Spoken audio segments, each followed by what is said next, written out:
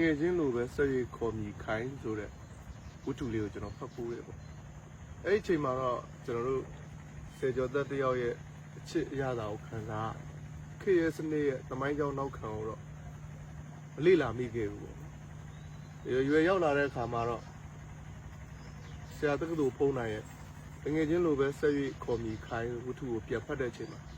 သမိုင်းကြောင်းနောက်ခံတွေကိုပြန်တွေ့ရတယ်ပေါ့အဲ့ဒါကတော့ဦးကျော်အောင်ဆန်းဦးဆောင်သောလူငယ်တပ်ဖွဲ့ကဂျပန်ကိုခေါ်လာပြီးတော့အင်္ဂလိပ်ကိုတိုက်ထုတ်တယ်ပေါ့နော်အင်္ဂလိပ်ကိုတိုက်ထုတ်တဲ့အချိန်မှာအင်္ဂလိပ်တွေပြေးသွားတယ်ဂျပန်တွေအုပ်စိုးတဲ့အချိန်မှာဂျပန်တွေကတော့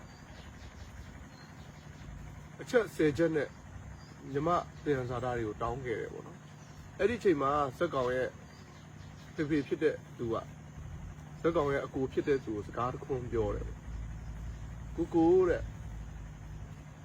ငါတို့ဒေဦးပေါ်မှာအလော်ခံလို့ပူလို့ဆိုပြီးခုံချလိုက်တဲ့ဟာကမီးပုံပေါ်မဖြစ်စေနဲ့အဲစကားလေးကျွန်တော်ဒါကြိုက်တယ်တကယ်လေအင်္ဂလိပ်ကိုမောင်းထုတ်ပြီးဂျပန်ခေတ်ရောက်တဲ့အခါမှာပူလို့အလော်ခံခဲ့တဲ့အရာကပူလော်ခံရတာပူလို့ဆိုပြီးခုံချခဲ့တဲ့အရာမီးပုံဖြစ်သွားတယ်ပေါ့နော်မီးပုံဖြစ်သွားတယ်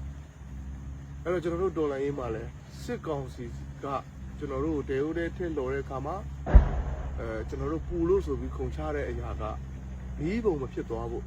လိုအပ်တယ်လို့မြင်ပါတယ်ပေါ့နော်အဲ့တော့မီးပုံမဖြစ်သွားဖို့အတွက်တိကျခိုင်မာတဲ့ constitution တစ်ခုရဲ့ roadmap ကိုအကောင့်ထဲပေါ်ပြီးတဲ့နောက်ဒေါ်လာရေးပြီးစစ်မီလဲတည်ဆိုတဲ့လူငယ်မျှော်လင့်ချက်လေးအတိုင်းဖြစ်စေချင်ပါတယ်ပေါ့နော်ဒီစကားလေးကလည်းအဲ့ဒီခေတ်အခါနဲ့လည်းတော်တော်ကိုက်ညီတယ်လို့ယနေ့ခေတ်မှာလည်းကိုက်ညီနေတာတွေလည်းတွေ့ရတယ်ပေါ့နော်အဲ့တော့ကျွန်တော်တို့လည်းဒေါ်လာရေးပြီးသွားတဲ့အခါမှာဘယ်ဦးထဲမှာလော်ခံလို့ခုံချတဲ့အရာမီးပုံမဖြစ်စေပဲနဲ့လူမျိုးရေးတိုးတက်ရေးကိုဖြစ်စေတော့ဒေါ်လာရေးတရက်ဖြစ်ရင်သိကောင်းပါပဲလို့တွေးမိပါတယ်